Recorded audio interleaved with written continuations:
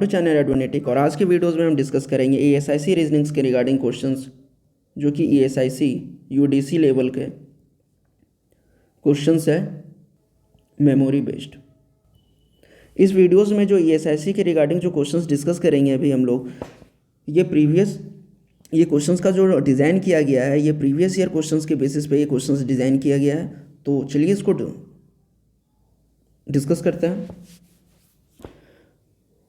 First जो 5 questions है 1 to 5 puzzles based questions है।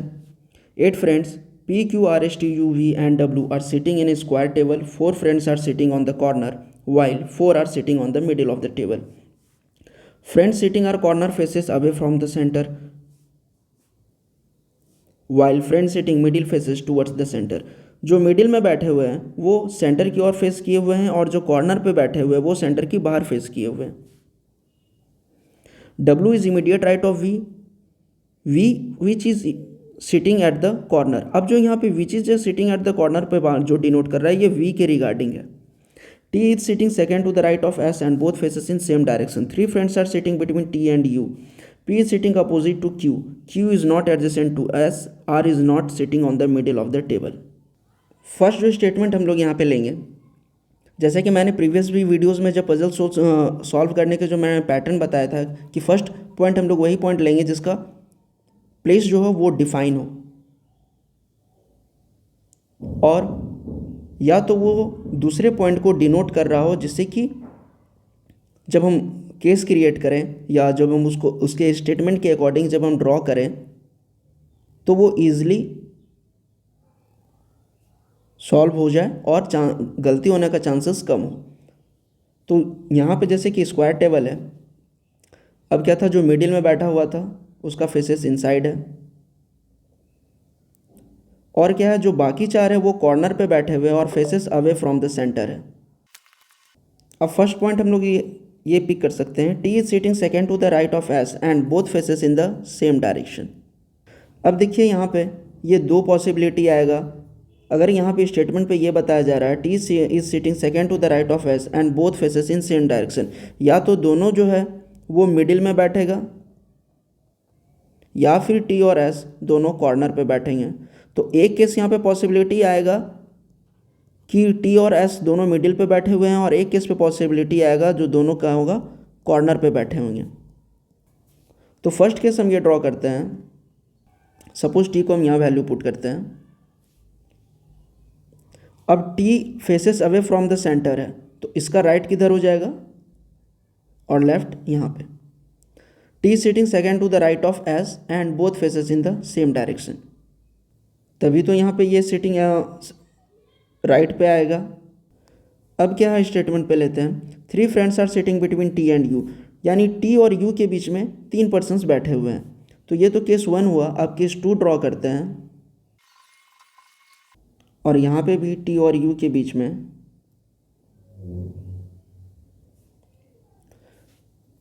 ये था हमारा सेकेंड स्टेटमेंट। अब थर्ड स्टेटमेंट हम क्या पिक करेंगे, W is immediate right of V which is sitting at the corner. अब देखिए V जो है वो कॉर्नर पे बैठ रहा है, तो केस 1 में V का प्लेस यहीं पे वैकेंट था, तो यहाँ पे ऑक्यूपाइड हो गया। अब क्या, W is immediate right of V, तो W का प्लेस यहाँ ऑक्यूपाइड होगा,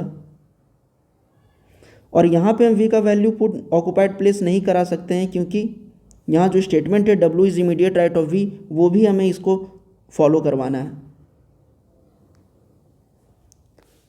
तो W का भी प्लेस सेम होगा केस 2 में भी।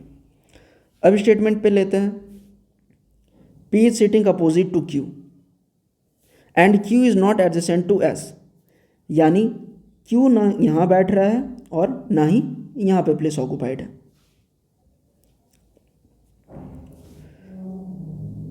सेम यहाँ पे भी होगा। और क्या बोल रहा है, P sitting opposite to Q।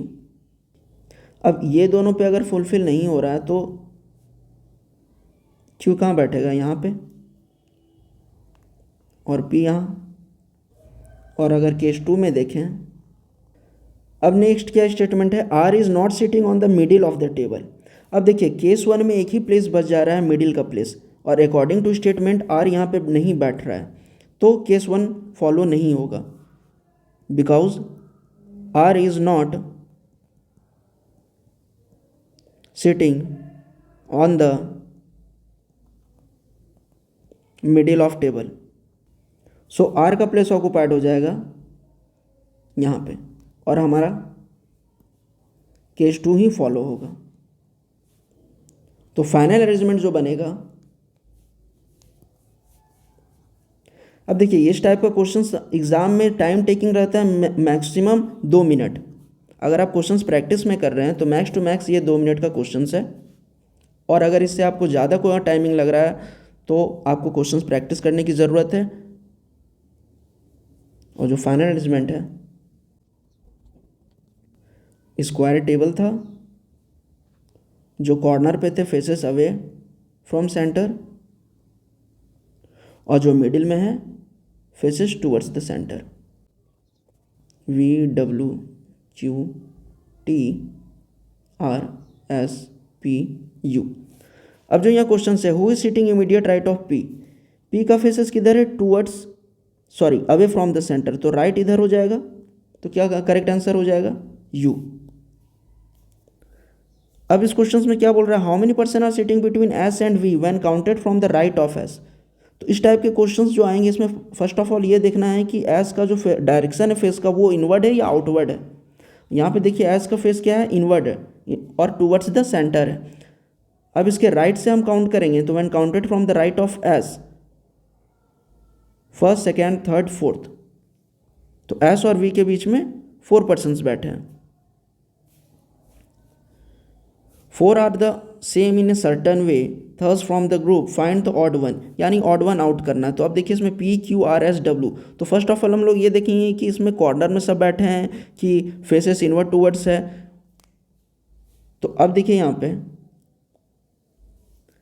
P faces away from centre है, क्यू भी अवे है, आर भी अवे फ्रॉम सेंटर है, और वी भी अवे फ्रॉम सेंटर है। और आप ये कह सकते हैं कि कॉर्नर पे, लेकिन जो डब्लू है वो मिडिल पे है, तो करेक्ट आंसर डब्लू हो जाएगा। नेक्स्ट क्वेश्चन है, who is sitting immediate right of Q. अब क्यू का फेसेस है अवे फ्रॉम द सेंटर, तो इमीडिएट राइट कौन सा हो गया, T. Dash is third to the right of P, P है क्या है, faces away from the centre है, और क्वेश्चंस में क्या पूछा है, third to the right of P, तो third to the right of P कौन हो जाएगा, W. So W is the correct answer. अब जो नेक्स्ट क्वेश्चन है 6 to 8, ये सैलॉक्स के रिगार्डिंग क्वेश्चन है। स्टेटमेंट है यहाँ पे, और मैंने पहले भी वीडियोस में बताया था कि सैलॉक्स का जो क्वेश्चंस रहता है वो हम लोग वेन डायग्राम के थ्रू सॉल्व करते हैं, और आपको सैलॉक्स का ओनली फ्यू कॉन्सेप्ट, आइदर और concept, some not, complementary pair के जितने भी कॉन्सेप्ट ये पहले ही मैंने वीडियोस कवर कर लिए हैं। आप चाहे तो प्लेलिस्ट में भी मैंने बना दिया है, आप वहाँ से भी देख सकते हैं और अपना कॉन्सेप्ट क्लियर कर सकते हैं। तो यहाँ जो स्टेटमेंट है, some red are blue, some red are blue, all blue are green, जितना भी ब्लू है वो ग्रीन है। अब कंक्लूजन क्या है यहाँ पे, सम रेड आर ग्रीन, तो ये ट्रू हो जाएगा, वेन डायग्राम से साफ पता चल रहा है ये ट्रू है। नेक्स्ट का कंक्लूजन क्या है, नो रेड इज ग्रीन, ये फॉल्स हो जाएगा, क्योंकि यहाँ पे कुछ जो रेड है वो ग्रीन में भी है, तो सेकेंड कंक्लूजन फॉलो नहीं करेगा, तो इसका जो करेक्ट आंसर होगा ओनली 1 फॉलोज। नेक्स्ट जो स्टेटमेंट है, some river are ocean, no ocean are sea, only a few sea are water. अब देखिए यहाँ ओनली ए फ्यू का कॉन्सेप्ट भी आया है, और मैंने पहले भी बताया था कि ओनली फ्यू का कॉन्सेप्ट भी मैंने वीडियोस में अच्छी तरह से वो कवर कर चुका हूँ। तो अगर आपको ये दिक्कत होता है ओनली फ्यू कॉन्सेप्ट में, तो आप वो भी वीडियोज़ वहाँ से देख सकते हैं। Some river are ocean, some river are ocean, no ocean are sea, and only a few sea are water. अब देखिए ओनली ए फ्यू का कॉन्सेप्ट क्या होता है, some is and some not, यानी कुछ है और कुछ नहीं है। तो यहाँ कंक्लूजन पे आते हैं, some river R C false, इसमें कोई डायरेक्ट रिलेशन नहीं है, और जब तक इसमें हम लोग कंफर्म नहीं होते हैं तब तक हम इस पर ट्रू नहीं कह सकते हैं, तो ये फॉल्स हो जाएगा। सेकेंड कंक्लूजन है सम सी आर वाटर, हाँ तो सम सी और वाटर ये फॉलो कर रहा है, तो इसमें सिर्फ ओनली टू कंक्लूजन फॉलोज होगा, only two follows. Next statement है some ink is blue, some ink is blue, all blue is red, all red is ink, false, सभी रेड तो इंक नहीं है। Some red is not ink, ये भी false हो जाएगा। बट आप यहाँ पे देखिए कि दोनों एलिमेंट सेम आ रहा है, रेड इंक यहाँ पे भी है और दूसरे कंक्लूजन पे भी है, और ये कॉम्प्लीमेंट्री पेयर आइदर और टू फॉलोज का कॉन्सेप्ट हो रहा है, तो जो इसका करेक्ट आंसर होगा आइदर वन और टू फॉलोज। नेक्स्ट क्वेश्चंस पे आते हैं, ब्लड रिलेशंस का क्वेश्चन है 9 to 11। There are 7 members of the family. K is married to J. J is the daughter of A. A is married to N's only brother. H is the only uncle of J. G is the mother of H. And D is the father-in-law of K. First of all हम लोग symbol diagram draw कर लेते हैं, जिससे कि जो diagram बनाएंगे तो जो सिंबल है वो क्या डोनेट कर वो सिंबल का मीनिंग क्या होता है वो डिफाइन कर लेते हैं फर्स्ट ऑफ ऑल। अगर हम इस प्रोसेस से बनाते हैं तो देखिए बनाने का चांस प्रोसेस रहता है वो सबका अलग अलग रहता है, बट मैं जो यहाँ प्रोसेस से बना रहा हूँ तो फर्स्ट ऑफ ऑल जो ये सिंबल है उससे हम लोग उसका मीनिंग डिफाइन कर लेते हैं, फिर उसको डायग्राम ड्रॉ करते हैं। दिस सिंबल का मतलब है female, male, married couple, siblings, difference of a generation. अब देखिए पहली जो स्टेटमेंट है K is married to J, but यह जेंडर डिफाइंड नहीं हो रहा है, लेकिन अगर हम नेक्स्ट स्टेटमेंट में देखें जे इज़ द डॉटर ऑफ ए, तो इससे पता चल रहा है कि जे का जो जेंडर है वो फीमेल है और के का जेंडर मेल है, और जे जो है वो डॉटर है ए का, and A is married to N's only brother, तो ए का भी जेंडर पता चल गया है यहाँ से। उसके बाद स्टेटमेंट क्या है, H is the only uncle of J and G is the mother of H, और क्या है D is the father in law of K, तो जो डी फादर इन लॉ रहेगा इस तरह का कुछ डायग्राम बनेगा। और क्या है A is married to N's only brother, तो डी और एन के बीच में, तो फाइनल अरेंजमेंट। अब क्वेश्चन क्या कह रहा है, how is G related to J, and the correct answer is grand mother.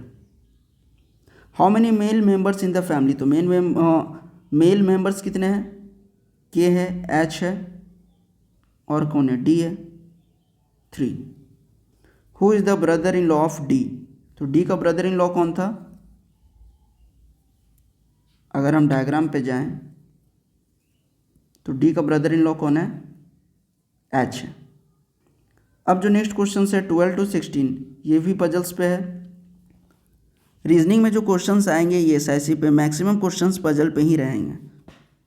10 boxes with names P, Q, R, S, T, U, V, W, X and Y are placed one above the other in any particular order. Box number 1 is at the top and box number 10 is at the bottom. There are 2 boxes kept between Y and T. Box R is at the bottom. There are 3 boxes between Q and box T. Box Q और T के बीच में 3 boxes है और Y और T के बीच में 2 बॉक्सेस है, और R जो है वो एकदम बॉटम पे है, यानी 10th नंबर पे है, क्योंकि 10th नंबर यहाँ पे बॉटम पे है। And box P is placed between the box V and X. The number of boxes between R and X is same as the number of boxes between X and T. R और X के बीच में जो boxes है वो जितना भी number of boxes है उतना ही नंबर ऑफ बॉक्सेस X और T के बीच में है। And box X is at the 8th number position. अब यहाँ से देखिए R और X का जो बॉक्स नंबर है वो डिफाइन हो गया है। Box Q is immediately below U and above B. Box W is not an even position. तो फर्स्ट ऑफ ऑल हम लोग डायग्राम ड्रॉ कर लेते हैं और देखते हैं इसमें कितनी पॉसिबिलिटी आते हैं या नहीं आते हैं। तो जो बॉक्स नंबर है 1 2 3 4 5 6 7 8 9 10। अब क्या था, बॉक्स जो आर था वो बॉटम पे है और बॉक्स एक्स 8 पे है, क्योंकि यह स्टेटमेंट में भी गिवन है। अब स्टेटमेंट क्या पिक करते हैं हम, फर्स्ट स्टेटमेंट पिक करते हैं the number of boxes between R and X is same as the number of box between X and T. अब और एक्स के बीच में एक ही गैप है तो एक्स और टी के बीच में भी एक ही गैप आएगा। And there are 2 box keeps between Y and T. अब देखिए y और t के बीच में, लेकिन ये नहीं बताया है कि बिलो है t के या एबव है, तो यहाँ पे 2 पॉसिबिलिटी आएगा। इसको हम केस 1 मान लेते हैं और सेम केस 2 मान लेते हैं। अब देखिए यहाँ पे r x t और y के बीच में 2 बॉक्सेस है, तो सेकेंड केस में y का प्लेस ऑक्यूपाइड 9th नंबर पे होगा और केस 1 में y का प्लेस ऑक्यूपाइड 3rd नंबर पे होगा। अब स्टेटमेंट क्या है, there are 3 boxes between box q and t। अब नीचे तो स्पेस बाकी नहीं है, t और q पे एबव पे देखेंगे तो q का प्लेस ऑक्यूपाइड होगा केस 1 में 2 पे और केस 2 में भी सेम बॉक्स नंबर पे q का प्लेस ऑक्यूपाइड होगा। अब स्टेटमेंट में क्या बोल रहा है, box q is immediately below u and above. Box q जो है वो इमीडिएटली बिलो u है एंड एबव v है। तो केस 1 जो है यहाँ पे एलिमिनेट हो जाएगा और फॉलो नहीं होगा, क्योंकि u के जस्ट इमीडिएट बिलो y है। अब यहाँ पे स्टेटमेंट क्या आएगा, v u and box w is not an even position. तो फोर्थ पे तो बॉक्स w नहीं ऑक्यूपाइड होगा, क्योंकि इवन पोजिशन पे बॉक्स w नहीं बैठ रहा है। तो बॉक्स w जो बैठेगा वो 7th नंबर पे बैठेगा और उसके बाद एक ही प्लेस वैकेंट रह गया है 4, और 4 पे ऑक्यूपाइड होगा p। जो फाइनल अरेंजमेंट होगा इसका, ये केस 2 फॉलो हो रहा है और u पे बॉक्स नंबर बैठ रहा है 1, q पे 2, v पे 3, p पे 4, t पे 5, w पे 6, x पे 7। तो करेक्ट आंसर हो जाएगा y। अब जो क्वेश्चन है, क्वेश्चन नंबर 17 to 19, ये डिस्टेंस डायरेक्शन पे बेस्ड क्वेश्चन है। तो क्वेश्चन है, Amit starts from point A and goes 3 kilometre towards east.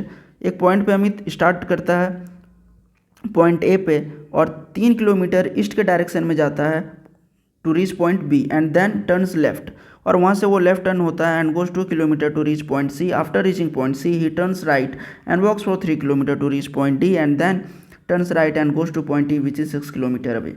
From point E, he turns left and goes 2 kilometer to reach point F, and then he finally turns left and goes 4 kilometer to reach point G. तो देखिए इस questions में क्या था, walk कर रहा है, फिर डायरेक्शन लेफ्ट और राइट डायरेक्शन के अकॉर्डिंग फिर ये वॉक कर रहा है, और इस पे क्वेश्चन है। सपोज एक पॉइंट है यहाँ पे, पॉइंट ए, यहाँ से ये 3 किलोमीटर ईस्ट की ओर जाता है टू रीच पॉइंट बी, और फिर पॉइंट बी देखिए ईस्ट डायरेक्शन में है, तो इसका राइट किधर हो जाएगा और लेफ्ट इधर रहेगा। और यहाँ से कह रहा है and then turns left to goes 2 kilometre to reach point C. After reaching point C he turns right and walks for 3 kilometre to reach point D. अब जब सी पे वो रीच कर रहा है तो यहाँ से ये राइट टर्न कर रहा है, फेसिंग किधर है, नॉर्थ डायरेक्शन, यहाँ से राइट टर्न करेगा तो किधर आएगा, इधर ईस्ट की ओर, and 3 kilometer to reach point D and then turns right and goes to point E।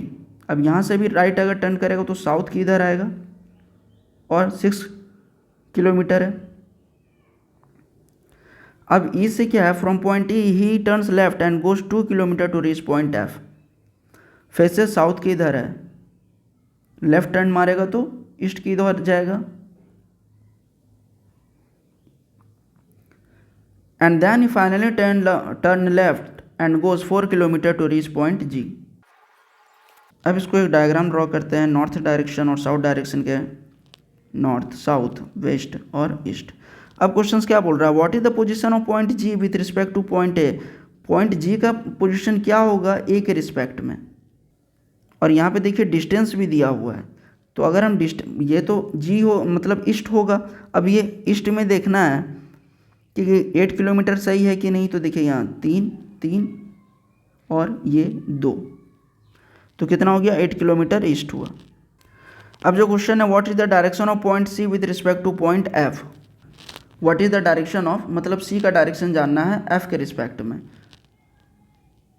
तो सी कहाँ पे है यहाँ, और एफ है इधर। और हम अगर ऐसे ड्रॉ करते हैं नॉर्थ साउथ ईस्ट वेस्ट, तो सी का कहाँ पे आ जा रहा है, नॉर्थ वेस्ट में। And the correct answer is north west. Next question है how far and in which direction will a person have to walk from point E to reach a point that is 4 kilometre to the south of point A. And according to diagram and the correct answer is 6 kilometre west. अब जो question है puzzle का ये linear arrangement seating वाले पे है, जिसमें कि क्वेश्चंस में बोल रहा है 7 persons A B C D E F and G are sitting in a row but not necessarily in a same order. Among them 4 persons are facing north and rest of them are facing south. यानी जो 4 person है वो north की ओर face किए हुए हैं और बाकी जो पर्सनस हैं रेस्ट यानी 3 और बच जा रहे हैं, तो वो फेस जो कि है वो साउथ की इधर किए हुए हैं। अब जो क्वेश्चंस है E sits fourth to the right of A. There are 2 persons sitting between B and C. B is not immediate neighbor of E. D sits immediate to the left of E. But अभी तक D और E का place पता नहीं चला। A sits the extreme end of the row, लेकिन ये नहीं बोला है कि लेफ्ट एक्सट्रीम या right. Only 1 person is sitting at the right of the G. F faces north and E sits immediate right of F. The person sitting on the extreme ends are in opposite direction to each other. यानी extreme left पे अगर जो बैठा हुआ north की इधर direction किया हुआ फेस का, तो जो एक्सट्रीम राइट की इधर बैठा हुआ वो साउथ की ओर डायरेक्शन करेगा फेस का। And there are more than 3 person sitting at the right of E. यानी ई के राइट में अगर ई नॉर्थ डायरेक्शन किया हुआ है तो ई के राइट में सिर्फ 3 ही बैठ सकते हैं, और अगर लेफ्ट किया हुआ है तो सिर्फ 3 ही बैठ सकते हैं। अब देखिए अगर हम पहला पॉइंट ये पिक करें कि A sits at the extreme end of the row, तो यहाँ से 2 पॉसिबिलिटी आएगी, एक तो एक्सट्रीम लेफ्ट और एक तो एक्सट्रीम राइट। केस 1 पे लेते हैं और केस 2 पे केस 1 पे ए का प्लेस ऑक्युपाइड कराते हैं एक्सट्रीम लेफ्ट पे और केस 2 में एक्सट्रीम राइट पे। अब क्या बोल रहा है, A sits fourth to the right of A. अब फेसेस किधर है, सॉरी यहाँ पे तो फेसेस तो दिया नहीं हुआ है, तो सिर्फ हम एरो देंगे और सेम यहाँ पे भी आएगा। And there are more than 3 person sitting at the right of E. अब ये स्टेटमेंट भी फुलफिल हो रहा है। नेक्स्ट स्टेटमेंट है D sit second to the left of E. अब ई का प्लेस इधर यहाँ पे ऑक्युपाइड है, तो डी क्या बोल रहा है कि sit second to the left of E. तो डी जो है एक्सट्रीम राइट में चल जाएगा और यहाँ पे फेसेस ए का जो वो नॉर्थ डायरेक्शन में है, तो यहाँ पे डी का साउथ डायरेक्शन में होगा। The person sitting on the extreme ends, the person sitting on the extreme ends are in opposite direction to each other. अब क्या है इस स्टेटमेंट में, F faces north and E sits immediate right of F. F जो है वो north faces किया हुआ है और जो ई है वो इमीडिएट राइट ऑफ एफ है।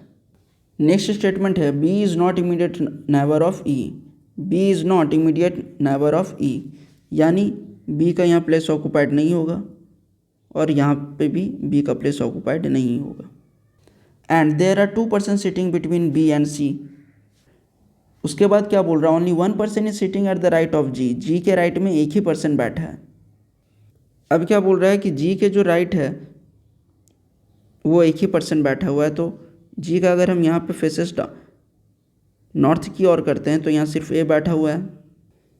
And there are only 3 persons are facing south. अगर इस स्टेटमेंट के अकॉर्डिंग हम ये ड्रॉ करें तो जो केस 2 है वो फॉलो नहीं होगा, एलिमिनेट हो जाएगा यहाँ पे। और अगर हम केस 1 पे फिर आते हैं तो क्या था, जी के राइट में, यानी जी के राइट में बोल रहा है तो जी का फेसेस क्या होगा, साउथ की इधर हो रहा होगा। और फिर क्या था, B is not immediate neighbour of E, तो यहाँ पे बी ऑक्यूपाइड नहीं होगा, तो बी का एक ही प्लेस ऑक्यूपाइड होगा जी और एफ के बीच में, और यहाँ पे सी का। अब देखिए only 3 are facing are south की इधर सिर्फ 3 ही फेस कर रहा है, जी ई डी। और क्वेश्चंस में क्या बोल रहा था, 4% are facing north and rest of them facing south, तो 3 ही बच जा रहा था। तो जी ई और डी फेसेस साउथ है, बाकी जो फेसेस रहेंगे वो नॉर्थ की ओर रहेंगे, यानी A B F C north के इधर फेसेस रहेंगे। तो क्वेश्चन से what is the position of B with respect to D. तो अब देखिए डी क्या है, साउथ की इधर है, तो first second third fourth fifth to the right of D. जो क्वेश्चन है हमारा यहाँ पे, what is the position of B with respect to D, fourth to the right होगा, first second third fourth. Next question है, 4 of the following are alike in a certain way and hence from a group which is the one that does not belongs to that group। अब जो final arrangement बना था उसे according इसमें odd one out करना है, तो आप ये कमेंट सेक्शन में बताइए कि इसमें कौन ऑड वन आउट रहेगा। Next question, which of the following is definitely true, A and C are sitting are the both extreme corner. अब जो फाइनल अरेंजमेंट बना था यहाँ पे, केस 1 था फाइनल अरेंजमेंट। क्वेश्चंस क्या है, which of the following is definitely true. तो फर्स्ट ऑफ ऑल जो फाइनल अरेंजमेंट का डायग्राम था इसके अकॉर्डिंग कौन सा फॉलो हो रहा है, एफ सीट से second to the left of G. Next question क्या है, who among the following sits to the immediate left of C. अब सी क्या डायरेक्शन किधर किया हुआ है, फेसेस नॉर्थ, और इसका इमीडिएट लेफ्ट कौन सा हो जाएगा, E. Which of the following are immediate neighbour of B. अब देखिए बी का इमीडिएट नाइबर कौन है, जी और एफ। अब नेक्स्ट क्वेश्चन पे आते हैं, if it is possible to make only 1 4 letter meaningful order without repetition of the letter with the first third fifth and 8th letter of the word, ultimately which would be the second letter of the word. If more than one such words can be formed, give X as the answer. If no such word can be formed, give Y as your answer। यानी जो यहाँ word दिया हुआ है ultimately, इससे क्या बोला जा रहा है कि 4 लेटर का मीनिंगफुल वर्ड बनाना है विदाउट रिपीटिशन, रिपीट नहीं होना चाहिए। किसका किसका, फर्स्ट और थर्ड फिफ्थ 8th वर्ड लेके, यानी UTME। अब इससे अगर एक वर्ड फॉर्म हो रहा है तो आप आंसर दोगे X, नहीं, if more than one such words can be, sorry for that, if more than one such words can be formed, give X as the answer। अगर वन वर्ड से ज़्यादा हो रहा है तो आप X आंसर दोगे, और अगर एक भी वर्ड नहीं हो रहा है तो Y तो आप K दोगे आंसर। तो अब देखते हैं इसको मीनिंगफुल वर्ड बनाते हैं UTME से। तो इससे एक मीनिंगफुल वर्ड होता है म्यूट। अब इससे क्या बोल रहा है कि अगर मीनिंगफुल वर्ड बनता है which would be the second letter of the word, तो second letter of the word क्या है, U। तो करेक्ट आंसर हो जाएगा U। And if you think this video is informative, so please like and share this video and subscribe this channel, and thank you for watching.